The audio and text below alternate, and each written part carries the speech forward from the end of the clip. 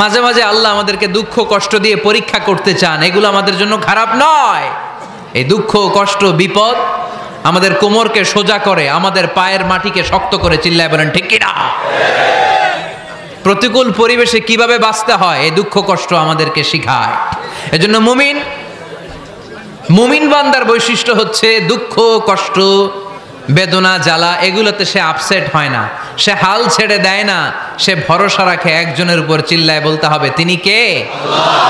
কারণ মুমিন জানে রাত্রি যত গভীর হয় অন্ধকার তমানিসা ভেদ করে সুবহে সাদিক হয়। মুমিন জানে গর্ভবতী নারীর পেটের ব্যথা যেই দিন বাড়তে থাকে ওই দিনই নতুন মেহমান আগমনের সময় ঘনাতে থাকে। মুমিন জানে তার জীবনে দুঃখ কষ্ট বিপদ যত বাড়তে থাকে সুখের দিন কাছে আসতে থাকে। এজন্য মুমিনের হারাবার কিছু নেই। ফা ইন্নামা আল উসরি ইউসরা, ইন্নামা আল উসরি ইউসরা। নবী হে, কষ্টের পরেই আছে আনন্দ, দুঃখের পরেই আছে সুখ। আপনি সমস্যায় পড়েছেন, ওই সমস্যার সমাধানও আছে না নাই? এই পৃথিবীতে এমন কোন সমস্যা আছে যেটা সমাধান নাই? কথা বলেন। সমস্যা তৈরি করেছে কে? আবার সমাধানও দিয়েছে কে? Allah doesn't create a lock without its key. Allah কখনো চাবি না বানাইয়া ওইটার তালা বানায় নাই। কথা কন। তালাও যেহেতু আছে ওই তালার চাবিও বানিয়েছে কে? মা আনজালাল্লাহু দাআন ইল্লা আনজালাল্লাহু লাহু শিফা।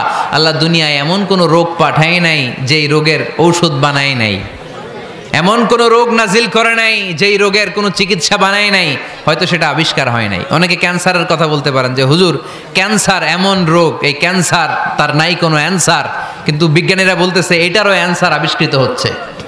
সুবহানাল্লাহ কইবেন না? কিছু কিছু ক্ষেত্রে হয়েও গিয়েছে। এজন্য দুঃখের পরেই আছে সুখ, কষ্টের পরেই আছে আনন্দ। এই দুনিয়াটাই এরকম, কষ্টের পরই আনন্দ। দেখবেন তারাবির নামাজ 20 রাকাত পড়তে কষ্ট লাগে না? কোমরে ব্যথা, হাঁটুতে ব্যথা, কিন্তু 20টা রাকাত যখন শেষ করে মসজিদ থেকে বের হই একটা আনন্দ আছে না নাই? কষ্ট করে পরীক্ষার জন্য প্রিপারেশন নিলেন আপনি কয়েক মাস, কিন্তু ফলাফল যখন ভালো হয় তখন একটা আনন্দ আছে না নাই?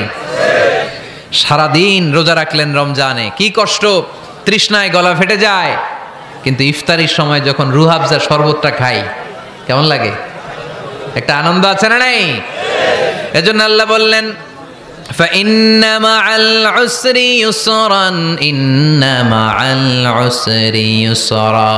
ও নবী, কষ্টের দিন মক্কায় অল্প কিছু দিন, মদিনাতে আনন্দের দিন অপেক্ষা করছে। আমাদের জীবনে যদি দুঃখ কষ্ট আসে আমরা ধৈর্য ধরবো, তাওয়াক্কুল করবো একজনের উপর, তিনি কে? কারণ আমরা বিশ্বাস করি কষ্টের দিন এটা চিরকালের জন্য নয়, সামনে আনন্দের দিন আমাদের জন্য সেট করে রেখেছে কে?